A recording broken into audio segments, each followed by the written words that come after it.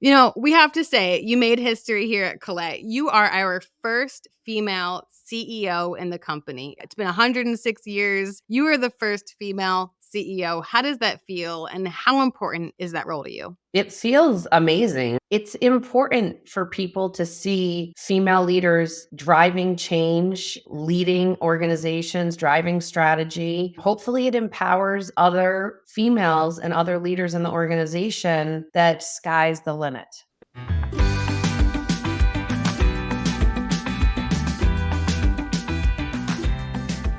Welcome to another episode of Travel Unpacked, where we unpack all things travel. I'm your host, Kelsey, and we're going to do things a little bit differently today.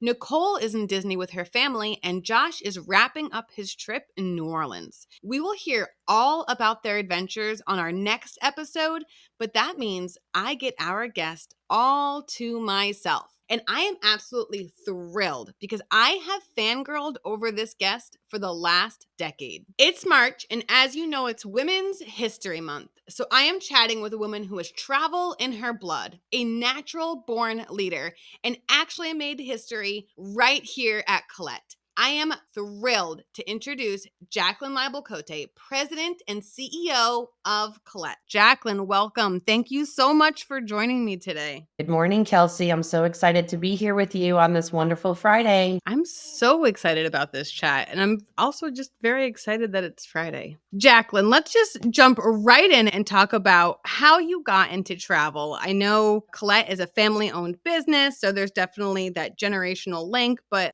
tell me all about it. Travel's, I guess, always been a part of my DNA. I mean, it's something I grew up around. I didn't always travel when I was much younger. My first international trip, if I remember, was Germany, Passion Play, actually, when I was 13 years old. I went with my parents and we did a tour and did Canadian Rockies and all that stuff growing up. But really, my memory of travel is my dad being gone a lot because he was building the business and he was taking us international, and he would go and he would design the tours and negotiate the tours. And then he'd come back and sell the tours and put it all together. So I remember him being away, but also I remember him being at all my sport events when he was home. So he had always a good balance of how he managed his calendar. But that's my memory of travel from a very young age. I was always curious about it because he was going to these amazing places. It was something that I always just wanted to be a part of. I used to, back in the day, he used to do pricing with the calculator. And so I'd go in the office sometimes on a Saturday and I'd be like, all right, I want to type the numbers into the calculator. So he'd give me the numbers and I would just do that. And I was probably my daughter's age at the time, probably 11 or 12. So those are some early just memories of being around it, outside of when we used to have typewriters and we used to go on Saturdays and play in the office and make our own businesses. My sister, friends sometimes, because my dad would work, and my mom, I don't know what she was doing. That was probably her day off. She's probably getting her nails or hair done and didn't want the kids, which I totally understand. So we would go and we would use people's desks and use their typewriters and take their quarters out of the desk because there used to be a gumball machine at the front door, and they would come in and probably have less quarters on Monday. What were the businesses that you were creating as a child? Like, what did you envision yourself being when you grew up? Back then it was,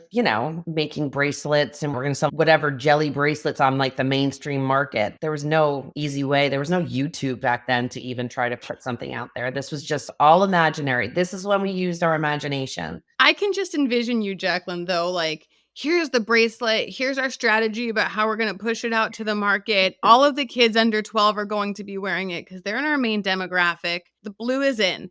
Blue is in. I don't know if I was at the demographic level at that age, but yes, I think I just knew we were going after kids. No, I also love how you say that your first memory of travel is that your father, Dan, was always gone, but then always there at your events. Like, I love how he was so easily able to include international travel and dance recitals and football games and soccer games. How have you really leaned into that to show it in your life? Because you're married, you have 3 children, and you're president and CEO of the company. I mean, with everything, there's generational changes, right? You have to balance. The younger me, when my kids were babies and toddlers, it was hard to really try to figure out how to strike that balance. Granted, they weren't in the sports and all of that. Now I have 13-year-olds and an 11-year-old. And so we are into all of that. And with technology the way it exists today, my dad still, his generation, he still goes in on a Saturday. He wants to go into the office. I don't go in unless I have to because I can just sit at my office at home and work. So I can strike the balance of there's needs for the business, but there's needs for the family. And that's just generational differences that you get, throughout the decades that have changed, and technology's allowed more flexibility. And I'm more comfortable with that, where he would do it at home, but my dad's not as comfortable working from home. It's just not the way his generation and how he grew up working in the business. He likes to go into his office, and you got to respect that. And so that's his comfortable place. But it's all over now with sports. Sometimes you got to miss stuff, but I'll have people texting me if I missed one of my boys' football games in the fall. I was texting my aunt. She was giving me play-by-play from the airplane because I was on Wi-Fi, and people were taking videos and sending it to me. So you can't always be everywhere, but you got to make the time and try to work around it. Yeah, I was leaving the office yesterday at like 5:15ish, and I walked past your dad going into the office. He was coming to my office. We were met from 4 to 5:30 yesterday, so he was coming to me. Yeah, but my point is he was walking, and as I was walking out, you're right, he's always there. You have always been just like immersed in travel. Have you always worked at Collette? So no is the answer. I haven't always worked at Collette, but a lot of my time has been working at Collette. I started in the mailroom when I was 15. Back when we were motor coach, we used to have Maine clam bakes. We would do Montreal, Quebec tours, Penn Dutch tours. When I was in college, I used to tour guide in the summer. So this was back when you would pick people up along the route, and then you would go to the first place that you were visiting. So if I was driving up to Montreal, we'd pick people up in Connecticut and Massachusetts, and you'd stop in Vermont for lunch, and then you'd cross the border because you didn't have to have Canadian guides to guide in Canada. This is going back into the late 90s. So it was just different rules and different laws at the time. That's what I did in the summers when I was in college. So I got pieces of it. I got to learn about our travelers because I would meet them on tour and just how that side of the business works. But once we graduate college, we have a family rule that we have to work outside of the business for at least 3 years. So I went to a publicly traded company in technology, very, very, very different. The one thing I miss is the salad bar we used to have in the cafeteria there. That's what I miss from, that you get when you have 5,000 people on a campus, because it was a manufacturing campus too. But it was a great stepping stone, to be honest with you. It was a lot of kids coming out of college, also paired with a lot of experienced people, but it was a call center environment and you worked your way through. So I started kind of talking to the consumers on surge suppressors, but the company built backup systems, battery backup systems for the servers, because you didn't have clouds back then, for servers that would keep up the Bank of Americas of the world. So got all the way to the enterprise, Fortune 500, 100 organizations in the world. So I still reference my experience there as we've grown, because they were a much bigger organization. So strategically, as we think about things in our business, I reference back to stuff there because it was over $1 billion. It was multiple billions of dollars, but the environment and the culture is different. Like if I ever saw the CEO, he wasn't coming over to introduce himself and say hi and talk and get to know you. He was just talking to his people. It's not like he walked the floor to get to know individuals, or it's just a different vibe and different culture that you would get there. But I learned a lot. It was a good stepping stone, but my 3 years came up and I came in and I went right into travel. And there's so much to unpack there. There's like 5 things I want to respond to. But once you left that company and came here at Collette, you went right into the product department. Is that right? Yep. I came in designing tours in the Eastern US, or actually almost the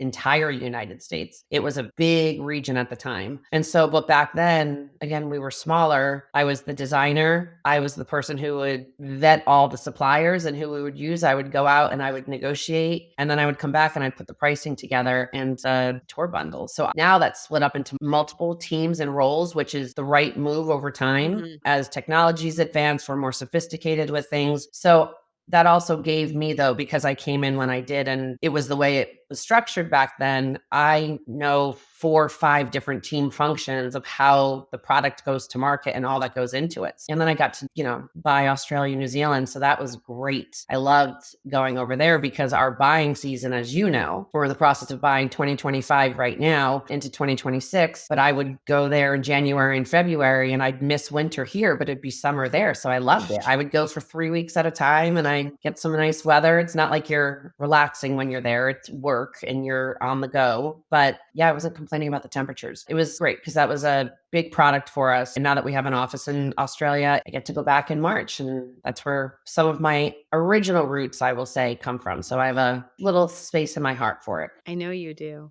There was actually Jaclyn trivia a couple months ago, and it was, what's Jaclyn's favorite tour? And the answer was New Zealand. It is, yeah. So I love that you have worked your way up to be where you are, because you have been in the ditches. You've had your hands on all of the work. You know what it takes, the hard work that it takes to put these tours together, and, sweat, blood, and tears to make sure that our travelers love them as much as they do. Mhm. How has all of that, working your way up, being at that other company where you spent a couple years there to see how they do it on that side, really influenced your vision for Collette and how you lead? I think that's changed over my time, honestly. I mean, when I came into Collette, it was 2005. So I was in my 20s, and you just sort of come in like all things are possible. And, you got to get into the business cycle of things. And so trying to drive change early on was probably a bit more difficult. I mean, for sure, being a family member also, it comes with its challenges. I mean, there were people that would try to block a lot of things and would try to slow down seeing me succeed. And you have to expect that. That can happen to anyone, not anywhere, but I think that was just something I had to learn and figure out how to overcome, because I had ideas and I had opinions, but I went through a lot of exec coaching too in 2014. So once I was there almost 10 years, and then again a couple of years later, that's when I really changed and realized you can have a vision, but you have to be able to deliver it and express that vision, why others should follow, and why it is where we should be, where our North Star should be. And so that came through just a lot of work on myself to change my leadership style, listen more actively, not think I had all the answers. And that's really been a big shift over the years, because everyone has ideas and you can meld 5 of them together. And that's the real one. It's not just one person's like, we don't do this, we're going to fail. No, we're growing because we have a culture of listening and taking a lot of different ideas and making it work, and listening and pivoting and being open to that. And we have to continue to be leaders in the industry. And that's the way to do it. If you're just taking ideas because the top person says that this is the direction we're going to go, and you're built on hierarchy and bureaucracy, good luck. Yeah, I love all of that. And I really hear that you say it, but I know that you really believe it, because we have had so many different innovation initiatives throughout the years. I've been here at Collette for 10 years. I've spent 2 years in the sales team, 7 years in product, and now I'm on the marketing team. And throughout that venture, even yesterday, I spent 3 hours in an innovation meeting about one of the travel styles that we have. But I can pinpoint, going back through the years, every time we wanted to pivot or improve on one piece of the business, we started with talking to everybody. I haven't always been a manager. I haven't always been a supervisor, but my voice was always heard, even as a specialist or any other role that I've had. And you have always led with innovation and not just listening to the top. Like, what along your path has made you realize that we need to listen to everybody, or everybody's opinions are valuable? When I got my MBA, I really got infused into design thinking. And design thinking is a methodology really where you go and study the users. And so that's where the whole obsession of customer comes in, and customer experience. And with our business, as you know, we're so integrated as departments to each other that impact the customer experience. We need to hear the different touch points, pain points from different areas that impact decisions that we're making on the tour experience, so that we can improve on those or figure out how we can improve on those. And that's from the air team, that's from the call center, that's from product, executing the product, like doing the product operations. If things go wrong, that happens on tour sometimes, not all the time, but it happens. And we have to be able to listen to all things that impact the customer, and then drive the change from that, and then prioritize and drive the change from that. But it's really from a design thinking methodology. And that's really listening to others and listening to the user itself, which is why we're so data focused and listening to the customer focused. Mm-hmm. I just want to take a second to say, like, thank you, because you make it sound so by the book. It's, it's a strategy, but that's really hard to do, to sit back and say, like, even though I'm the leader, let me hear what my people have to say. I might think it's this way, but what is everybody else's opinion, and how do we drive change through that? I appreciate that. Thank you. Yeah, at the end of the day, someone has to make the decision, right? But you want to take in all considerations. I think that's key. If you're just a leader that's directing and you have all the answers, you're also not developing people to think and have ideas and develop themselves. That's really the goal. Yeah. And you know what? I think a really common theme at Collette is just to be curious, always ask questions. And the culture really shows that. So you were talking about the culture being really different at the other company you're with compared to here. And you're so right. I mean, I ran into you in the hallway yesterday when we were talking about meeting today. I have your dad's cell phone in my cell phone. Like, what specialist or what manager has the past CEO's cell phone? And he would call up and he would be like, "Hey, I'm going to Dunk. You want anything?" Like, I think that's amazing. That's a beautiful culture. But it really, like, that trickles down to everybody. I often say I walk through the building and I've been here for 10 years and I love everybody that works for this company. Everybody is so nice. You're always waiting for that other shoe to drop to run into that mean person. And I really haven't yet. Like, down to their core mean person really doesn't work at Collette. You know, we have to say, you made history here at Collette. You are our first female CEO in the company. It's been 106 years. You are the first female CEO. How does that feel? And how important is that role to you? It feels amazing. I mean, now I've had almost a year. Obviously, we've been talking about it, knowing that it was transitioning in October of 23. But it's important for people to see female leaders driving change, leading organizations, driving strategy. Hopefully, it empowers other females and other leaders in the organization that sky's the limit. We can all continue to develop and grow and move in our careers. And it doesn't have to be leading an organization. It can be just leading in our own lives, leading to get into that leadership role that we've wanted to do. But even just a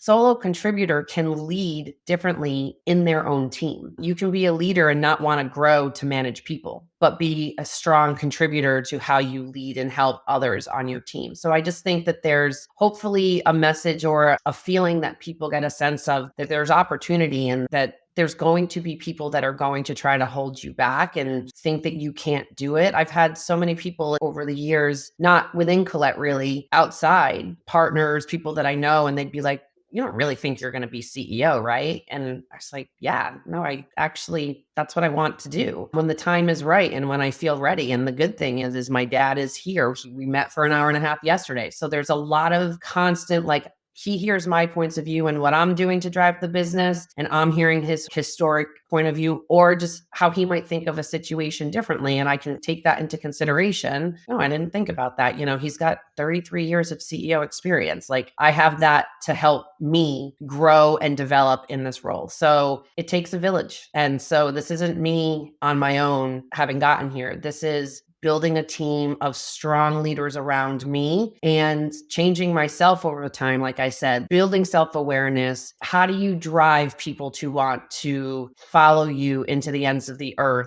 to drive monumental change and change the travel industry and continue to stay pioneers and trailblazers? That's what we have to do. But it's not one person. The person at the top has to depend on every single person in the organization to achieve everything. And so it's just continuing to drive that message, that vision, and visions have to change. The world's changing. What we thought we would be 20 years ago, I'm sure it's very different from who we are today because of iPhones and apps and technology and hybrid working and remote working. I mean, everything's changed. So you have to be nimble and flexible. But no, it's been wonderful and I'm really excited. I have a daughter who's 11 who tells me, she's like, "I want your role when I grow up." And thankfully, she's a really good student. But, you know, if that's what she wants, I'm going to support her all the way. But you got to work for it. And I think that's the important message. You don't get things handed to you. I don't feel entitled in any way. I got this because I worked for it. And I think that's an important message that should be out there. Yeah. So you've mentioned a couple of times just some barriers that you came up against of people not thinking that you'd be CEO or wanting to push back because you were a family member. Is there one moment in your life that sticks out to you that was instrumental in you finding your voice or in becoming the leader that you are today? Yep, there is. So I went through exec coaching in 2014, and it was an unorthodox approach that was taken. So at the time, our head of HR and our CFO chose my raters, which never happens. So I I, to this day, actually don't know who they were. I have maybe some inklings. So the coach that I had at the time, they did 360s on me, met with the coach, and the feedback I got was some of it just so below the belt. At times they thought I disrespected my dad because I would interrupt him in meetings. So you read through it and you've got to like read through it from my point of view. Okay, yes, I would interrupt him in meetings because he's my dad. I felt comfortable, but the reason I did was because if you know my dad, his mind is always going a million miles a minute. So someone would say something and he'd get an idea and he'd want to just interject right away and try to run with that versus let that person finish their thought. So I would try to stop him so that that person could have a voice and finish their thought. But in reading it, people thought it was disrespectful and I didn't respect my dad. And I was like, that's not the case at all. And so self-awareness became a big piece of what I had to figure out and really sit back in meetings and not speak up right when I wanted to, read the room, listen more around the room, started studying leaders and what I liked. If they were overly opinionated, talked too much, interrupted people, I'd start being like, I don't like that. So you start to become really aware, and it's a lot of work. It's actually mental work. But at the end of the day, there were comments made that I was at the gym at 7:30 in the morning and that they were all working and I should be there. That's the kind of stuff you can say, take your wings and fly. That was my balance. I had kids and 7:30 in the morning is not unrealistic. So you take what you want, but that was just one example. I mean, there was a lot of stuff within that 360 that was just trying to shoot me down. And there were times, believe me, I would be home on my couch crying to my husband and like, should I just walk away and do something else? Is this all worth it? And in the end of the day, it was, but I had to do the work on my end and change the way I was perceived. And that takes time. It doesn't happen overnight. But at the end of the day, I still was going to have an opinion. I still was going to make sure that people's voices were heard. I just had to approach it differently. And that was, I would say, foundational to me changing as a leader over time. But you're always going to have people that want to see you fail. Women aren't always nice to women, and that's unfortunate as well. We got to lift each other up, I think, more than we do. We really have to work together to drive this change. I am a firm believer in that women should support other women and help fix their crown and not break them down, support them. Like, it's not pie. Just because you're winning means I get less. I want to support everyone in my life. And I feel that throughout Collette. I have always bragged that the product team is mostly led by women. I think that is a beautiful thing. But I want to hear more about your mentors at Collette, specifically the ones who have been women. Can you tell me about some of them? Yeah. I mean, coming into the company, Melissa was one of the people that I learned a lot under, and I looked up to her. She definitely had a good strategic view on things. So early on in my career, I also knew her before I came into the company. I've known her since I was in high school. So just over that time, I had looked up to her and leaned in on her for things in my earlier career. We didn't have a lot of female leaders. Paula Twidell, another one who was with us for a long time, she always had great presentation skills and she always came from facts. So they're very different leaders internally that I would look up to for different reasons. Externally, Jennifer Wilson Buddha, she is Valerie Wilson Travel. She comes from a family business and she's always been there as an ear for me to lean in on when it comes to supporting Collette, and then just myself, my leadership, always would give me advice. And the other female leader who I've known pre-pandemic, but she's the former CMO of Macy's, Martine, and she's just helped me from really thinking about how to build a brand, how to build the right marketing approach. And she's just a very down-to-earth person who has always been there. If I text her, she'll get on a call with me, would touch base during the pandemic, but will take time to come from New York and come up and do creative sessions and different things with the team, but also just working with me and always giving me advice on how to overcome certain challenges. But there's also other mentors that I've had, obviously my dad and others within the company over the years that you lean into for different things. But there's definitely been a lot of female support. And how have you taken all of that female support, all of that advice that you've gotten and paid it forward? Are you mentoring women throughout Collette now? Not in a formal way, but I mean, I hope that indirectly, because it's not a formal where someone's coming in and sitting with me, but I provide feedback to people. I always want to give feedback in a constructive way. Or if someone does something really well, just recognizing that. That's the one thing I remember.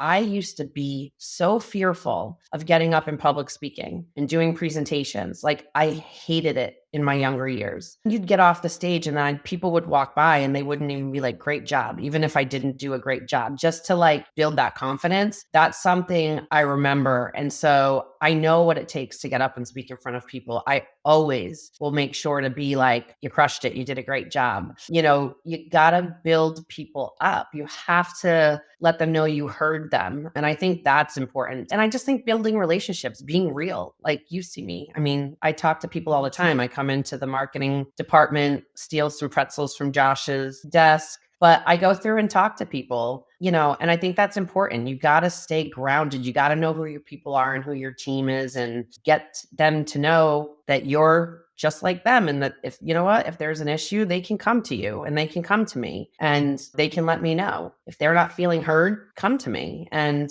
we'll figure it out. But you have to have open lines of communication. I feel like you've done a really great job at putting the right people in the right place. I know that there are some really great employees, men and women here at Collette, that I have found support in all corners of the business. But one specifically that I know, so Steph Mirando was just hired as our new VP of Growth Marketing, but she is a women of the women, I think. She has supported me for a couple of years now. I've always really appreciated any of her advice, and I am really grateful and excited for her new position that she's been put in because she lives that culture as well. I believe of like really upholding people's opinions and valuing and asking curious questions. And I see that throughout all of the departments here. So even if you don't have a direct mentee, you're putting the right people in the right places. I hope so. And I was just thinking of a really funny story. So I was telling the ladies, our producers here, before you jumped on about some of my interactions with Jaclyn that I've had. Now, you are my boss's boss's boss and have always been in my last decade here. So I don't get too many interactions with you throughout the years. But one that really stands out in my mind was pre-pandemic, I believe. So it must have been 2019. It was in June, right after our collab meeting. So at Collette, we have something called collab. So it's where we come together to collaborate. All of the designers and contractors and anybody who puts together a tour meets at our headquarters in Pawtucket, Rhode Island. And we talk about what's working, what's not working, how do we bridge those gaps?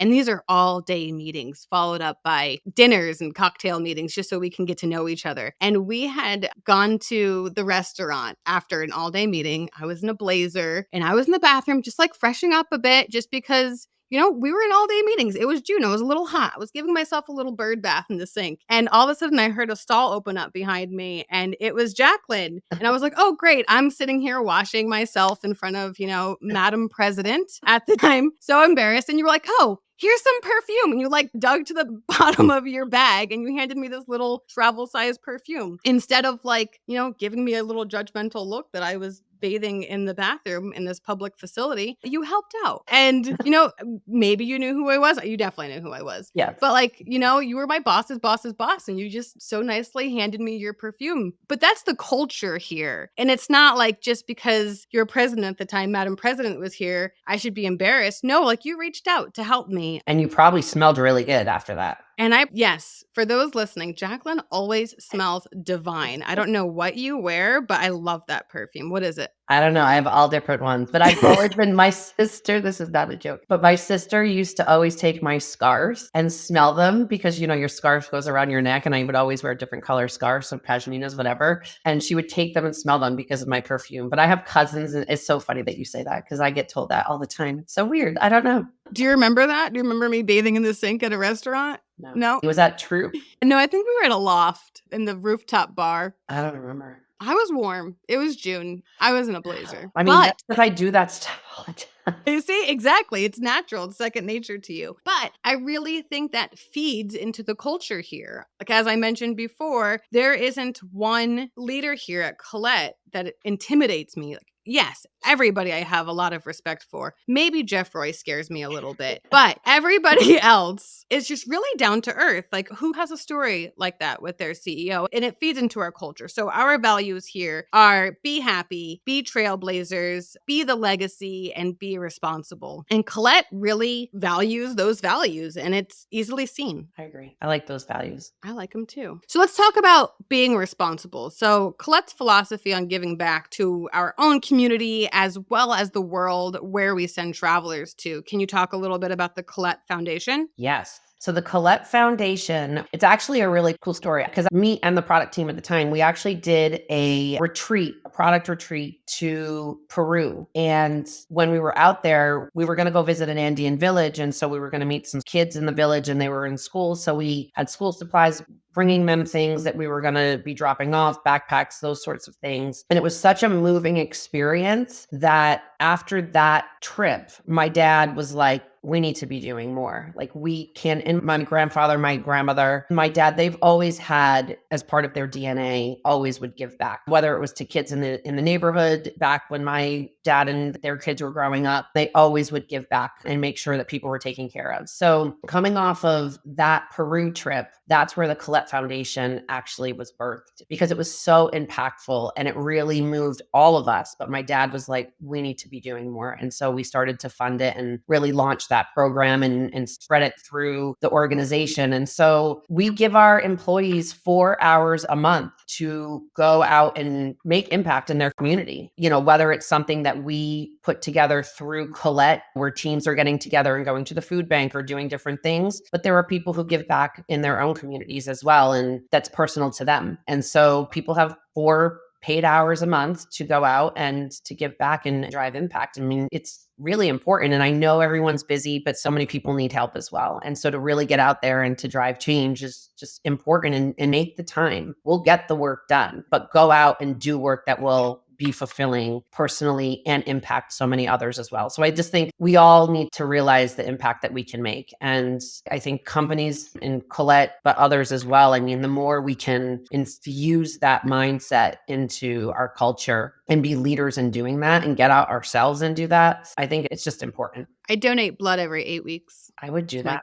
Fair to do that. I do it for the cookies, really. You get cookies. Oh, that's good. You get cookies. Yeah. The first time I gave blood was because of Collette. The blood donation place brought a bus to Collette and I gave blood and I've been doing it for, I think, 7 years now. Yeah. So I know you do a lot of work with the American Heart Association. Can you tell me more about that? So when I became president, I was reached out to by this woman, Michelle, who is still with the American Heart Association and drives great impact. So my mom's best friend passed away. My grandfather also, who bought Collette in 1962, also passed away of a heart attack. But it really supports the American Heart that I'm part of is Go Red. And even during the pandemic, heart disease and stroke were still #1 killers, even over COVID at the time. And so just to build awareness and education. But my mom's best friend passed away young. She was in her early 60s. And my parents were on a trip to Africa. And I got the phone call that my mom's best friend, Burl, had passed away. And so I had to find out where they were, call. My dad answered the phone. I had to tell him that she had passed away. And he had to tell my mom. And then she had to fly home from the trip so that she could attend the funeral. But that was too young. I mean, she had young grandkids and she didn't get to see them grow up. And a lot of times women just don't listen to the signs because we're so busy. If you have kids, you're doing something. If, you'll just get to it later. And,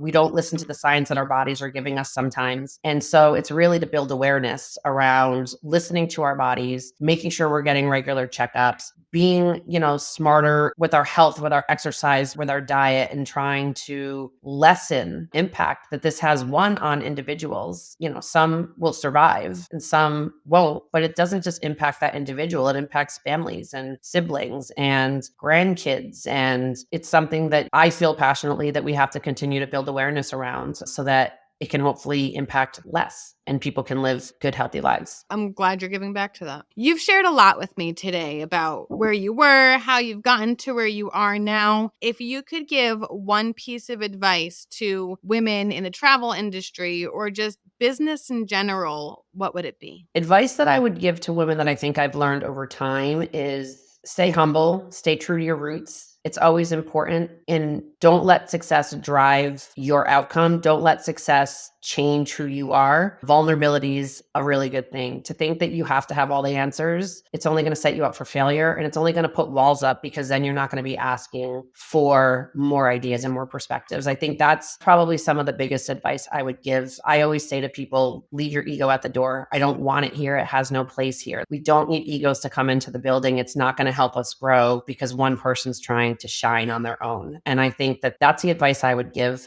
I think that humility, empathy, and vulnerability are going to get you a lot further than trying to just succeed individually. It's a collective success. What we do professionally and what we do personally. We always need help and support of other people. And so got to think of it as collective. And that would be the advice I would give. It's really good advice. Jaclyn, what's on the horizon for Collette this year? What are you most looking forward to? We've gone through terrible times, and that was the worst of all the times. I mean, we're in the travel industry, so there are things that happen all throughout the world, geopolitical situations. But I think what I'm really excited about is the growth that we're going through, the impact that we're having on travel and our travelers. We are in a pretty powerful industry, if you think about it. Where we bring people and what they experience is so personal. You could have 30 people standing and looking at the same view, and who they're thinking about in their minds and how it's touching them and what their eyes are capturing. That's a photograph that they will keep in their hearts and their memories forever. And we bring that to people every single day. And I think that the one thing I always say to the team and to the company is, whether you realize it or not, we all impact our travelers. Whether you're in technology, you're putting things out on the website. We're creating tools to allow travelers to connect with us,